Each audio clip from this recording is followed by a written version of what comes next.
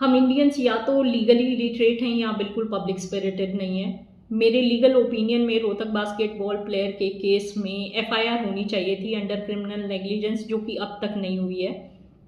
पिछले 4 दिनों में हरियाणा में 2 बास्केटबॉल प्लेयर्स की डेथ हो गई बास्केटबॉल पोल गिरने की वजह से, बिकॉज ये पोल्स ट्रस्टेड थे।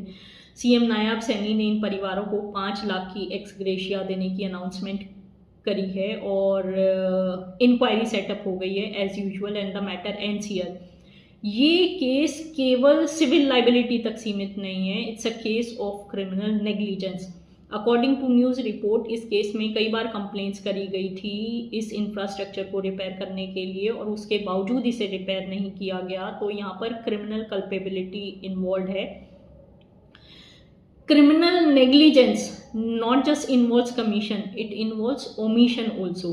This public officer had a public duty in which he breached. So यहाँ पे criminal culpability बनती है। हमारे देश में हर साल 1800 से ज़्यादा मौतें पोर्ट होल्स की वजह से हो जाती हैं। कितने ही लोग इलेक्ट्रोक्यूशन की वजह से मर जाते हैं, कितने ही लोग ब्रिज कोलैप्स में मर जाते हैं, बट किसी में क्रिमिनल प्रोसिक्यूशन नहीं होता। और ज़्यादातर केसेस में तो सिविल लाइबिलिटी भी फिक्स नहीं होती, बिकॉज ज़्यादातर लोग इन केसेस को परस्यू नहीं करते।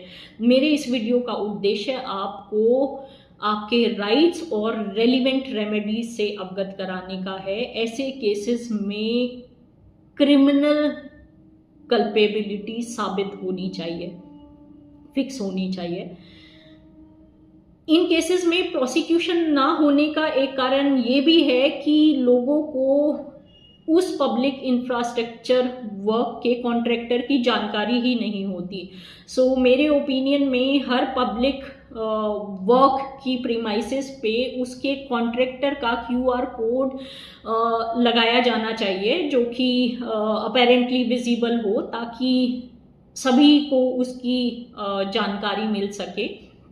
उसके अलावा हमारे देश में एक इंफ्रास्ट्रक्चर ऑडिट एजेंसी होनी चाहिए, जिसमें ब्यूरोक्रेट्स के अलावा डोमेन एक्सपर्ट्स इस एजेंसी के मेंबर हों, ताकि जो इंफ्रास्ट्रक्चर का क्वालिटी चेक है वो एक्सपर्टीज के साथ किया जा सके।